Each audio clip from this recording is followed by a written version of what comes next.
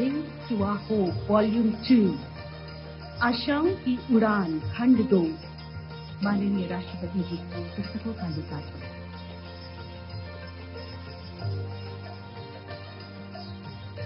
Now we move on to the release of the e-book.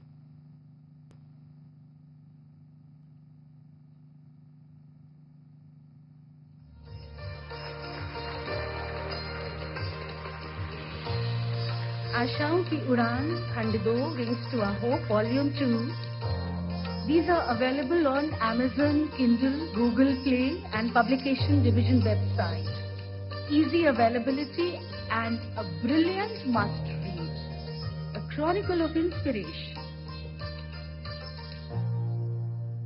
Bharat के यशस्वी रक्षा मंत्री श्री राजनाथ सिंह जी, मेरे साथी श्री डॉक्टर एल मुरुगन जी, रक्षा मंत्रालय, राष्ट्रपति भवन और सूचना प्रसारण मंत्रालय के सभी अधिकारीगण, उपस्थित महानुभावों, साथियों, आज के इस विशेष अवसर पर मैं आप सभी का हार्दिक स्वागत करता हूं।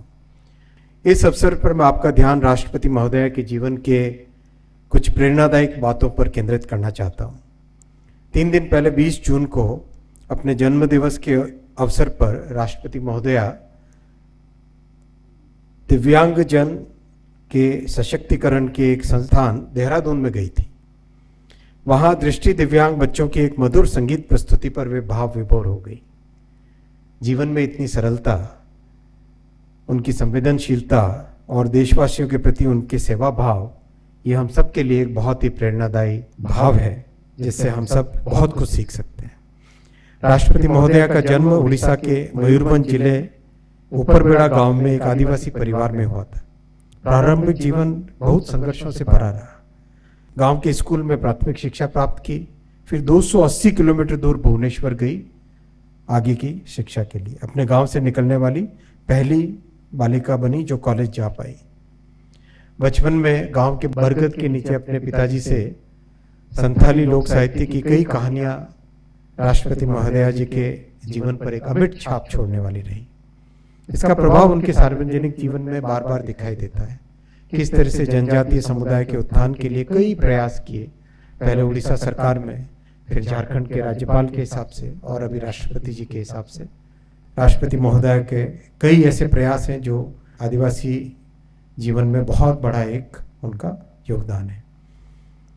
राष्ट्रपति जी ने जब अपना पहला संबोधन किया था तो एक प्रसिद्ध उड़िया भाषा के कवि है भीमो भोई, उनकी 2 पंक्तियां उन्होंने रखी थी, मैं वो वहां पे दोहराना चाहूंगा। मोह जीवन पछे नर के पड़ी थाओ, जगत उद्धार हो।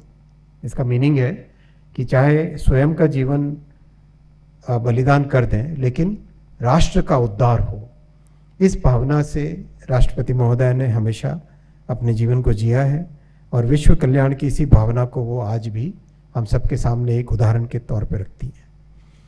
राष्ट्रपति महोदया की यह भाषण समकालीन राष्ट्रीय विषयों को भारत के प्रथम नागरिक के दृष्टिकोण से समझने का एक माध्यम है। मैं आशा करता हूं कि ये दोनों पुस्तकें आने वाली पीढ़ियों को राष्ट्रपति महोदया के लोक कल्याणकारी विचारों से परिचित कराएंगी। मैं इस विशेष अवसर पर राष्ट्रपति महोदया को नमन करता हूं, हमारे यशस्वी रक्षा मंत्री जी का धन्यवाद करता हूं। आपने समय दिया, पधारे, और हमारे साथी डॉक्टर मुरुगन जी और उपस्थित सभी साथियों का अभिनंदन और आभार करता हूं। धन्यवाद। भारत माता की जय।